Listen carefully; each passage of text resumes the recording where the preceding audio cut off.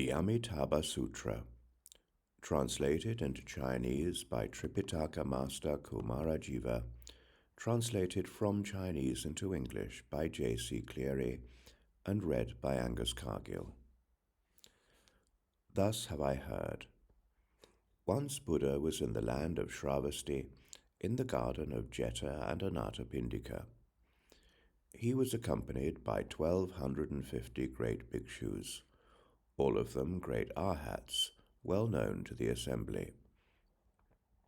Among them were his leading disciples, such figures as the elders Śāriputra, Maudgalyayana, Mahakāshyapa, Mahakātyayana, and Mahakaustila, Revata, Sudipantaka, Nanda, Ananda, Rahula, Gavampati, Pindola Bharadvaja, Kalodayan, Mahakapina, Vakula, and Aniruddha, etc., all great disciples.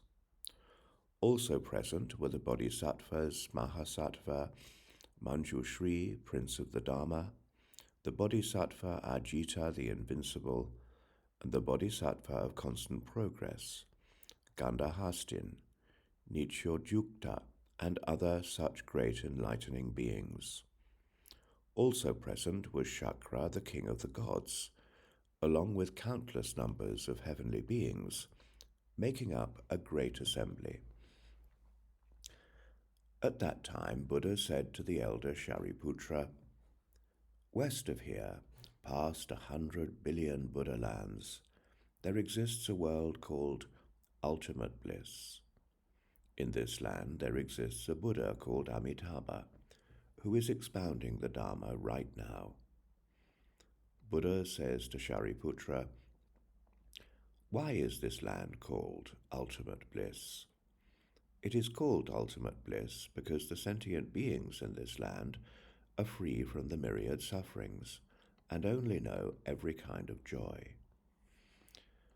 Furthermore, this land is called ultimate bliss because it is surrounded by 7 rings of railings, and 7 layers of nets, and 7 rows of trees, all made of the 4 precious jewels. Moreover, the land of ultimate bliss has many jeweled ponds, filled with the waters of 8 virtues. The bottom of each of the ponds is pure golden sand, and the stepped walkways that lead up from all 4 sides of each of the ponds are made of gold, silver, lapis lazuli, and crystal. Above the ponds there are towers which are adorned with silver and gold, and lapis lazuli and crystal, and mother of pearl and red agate. In the ponds there are lotus flowers as big as cartwheels, blue ones shining with blue light, yellow ones shining with yellow light, red ones shining with red light, and white ones shining with white light, each emitting a subtle, pure fragrance. The land of ultimate bliss is complete with all these merits and adornments. And there is more. Celestial music is constantly playing in this Buddha land, and the ground is made of tawny gold. Flowers in the shape of heavenly orbs rain down at all hours of the day and night. Every morning the sentient beings of this land decorate their garments with multitudes of wondrous flowers, and make offerings to hundreds of billions of Buddhas in other worlds. When it is mealtime, they return to their own lands, to eat and circumambulate the teaching assembly. The land of ultimate bliss is complete with all these merits and adornments. And there is more still. In this land there are birds of all sorts of wondrous variegated colors, white cranes, peacocks, orioles, minor birds, cuckoos. All these birds bring forth harmonious songs day and night. Their songs communicate such Buddhist teachings as the 5 roots, the 5 powers, the 7 factors of awakening, the Eightfold Path, as well as other teachings. When the sentient beings in this land hear the voices of the birds, they are mindful of the Buddhas, mindful of the Dharma, and mindful of the Sangha. Do not think that these birds were born as birds due to karmic retribution for past misdeeds. Why not? In this Buddha land, the three evil planes of existence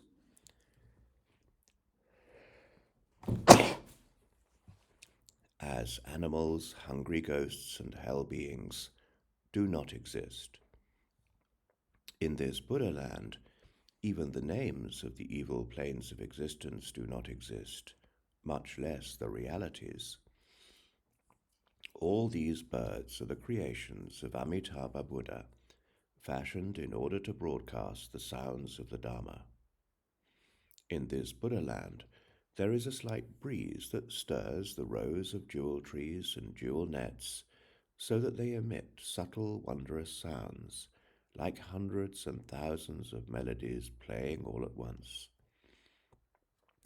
All those who hear these sounds spontaneously develop the intention to be mindful of the Buddha, mindful of the Dharma, and mindful of the Sangha. This Buddha land is complete with all these merits and adornments. What do you think? Why is this Buddha called Amitābha?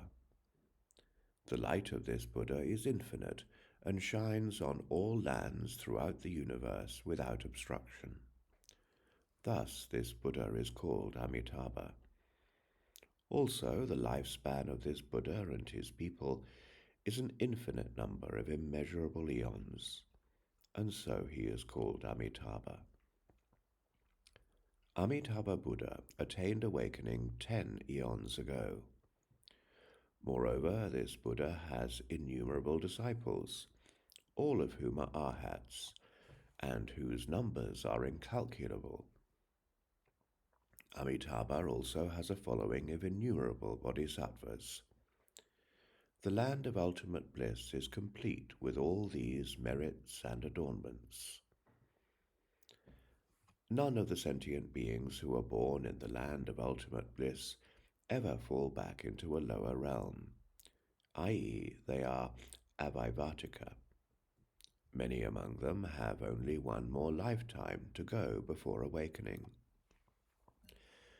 These beings are very numerous, and their number is incalculable.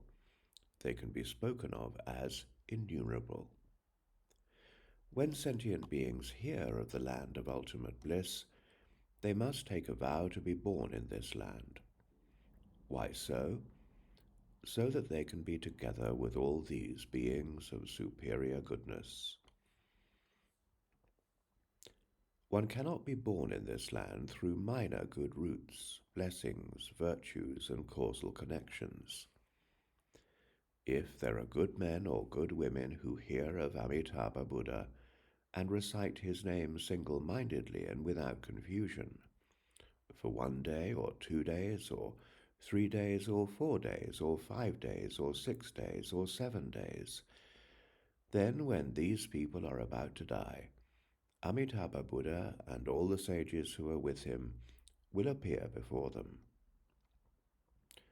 When these people die, their minds will not fall into delusion, and they will attain rebirth in Amitābha Buddha's land of ultimate bliss. I have seen this benefit, and so I speak these words. If sentient beings hear what I say, they must make a vow to be born in that land. Right now I am extolling the benefits of the inconceivable merits of Amitābha Buddha. But in the eastern direction there are also countless other Buddhas, like Akshobha Buddha, and the Buddha Marks of the Polar Mountain, and the Buddha Great Polar Mountain, and the Buddha Light of the Polar Mountain, and the Buddha Wondrous Voice. Each of them preaches in his own land with the eloquence of a Buddha and covers a whole cosmos, speaking the truth. All of you sentient beings should believe this scripture extolling their inconceivable merits, and which all Buddhas protect and keep in mind. In the worlds of the southern direction, there are countless other Buddhas, like the Buddha Lamp of the Sun and Moon, and the Buddha Light of Renown, and the Buddha Great Flaming Shoulders, and the Buddha Lamp of the Polar Mountain, and the Buddha Infinite Progress. Each of them preaches in his own land with the eloquence of a Buddha and covers a whole cosmos, speaking the truth. All of you sentient beings should believe this scripture extolling their inconceivable merits, and which all Buddhas protect and keep in mind. In the worlds of the western direction, there are countless other Buddhas, like the Buddha Infinite Life, and the Buddha Innumerable Characteristics, and the Buddha Innumerable Banners, and the Buddha Great Light, and the Buddha Great Illumination, and the Buddha Mark of Reality, and the Buddha Light of Purity. Each of them preaches in his own land with the eloquence of a Buddha and covers a whole cosmos, speaking the truth. All of you sentient beings should believe this scripture extolling their inconceivable merits, and which all Buddhas protect and keep in mind.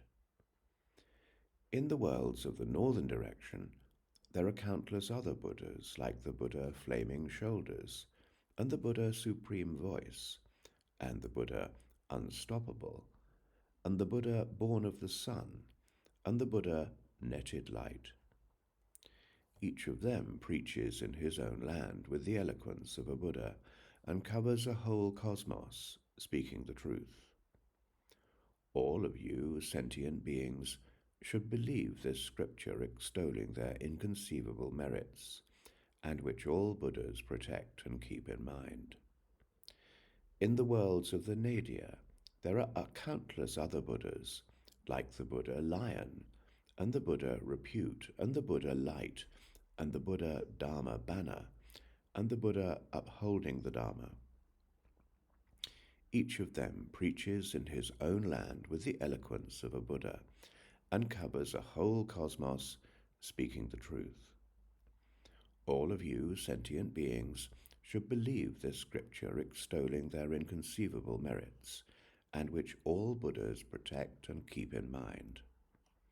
In the worlds of the zenith, there are countless other Buddhas, like the Buddha Pure Voice, and the Buddha Sujjana King, and the Buddha Incense Fragrance, and the Buddha Fragrant Light, and the Buddha Great Blazing Shoulders, and the Buddha Body of Multicolored Jewel Flower Garlands, and the Buddha Sala Tree King, and the Buddha Precious Flower Virtue, and the Buddha Sees All Truths, and the Buddha Like the Polar Mountain. Each of them preaches in his own land with the eloquence of a Buddha and covers a whole cosmos, speaking the truth. All of you sentient beings should believe this scripture extolling their inconceivable merits, which all Buddhas protect and keep in mind. Why do you think this is called the sutra that is protected and kept in mind by all the Buddhas?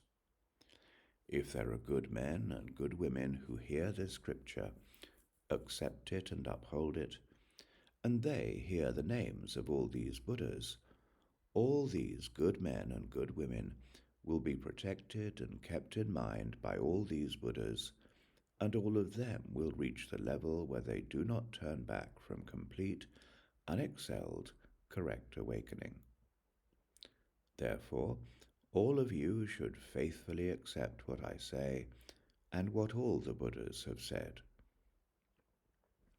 All those people who have vowed or are vowing or will vow to be born in the land of Amitābha Buddha reach the level where they do not turn back from complete, unexcelled awakening, whether in their past lives, their present lives, or their future lives. Therefore, all good men and good women, if they have faith, must make a vow to be born in that land.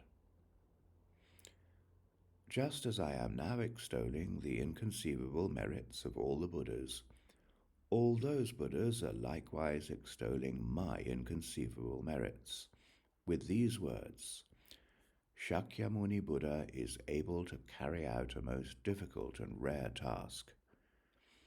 In the world, endurance, this world, in an evil world of the 5 corruptions, the corruption of the age, the corruption of views, the corruption of afflictions, the corruption of sentient beings, and the corruption of life, he is able to achieve complete, unexcelled awakening, and to expound the truth which all beings in all worlds find hard to believe.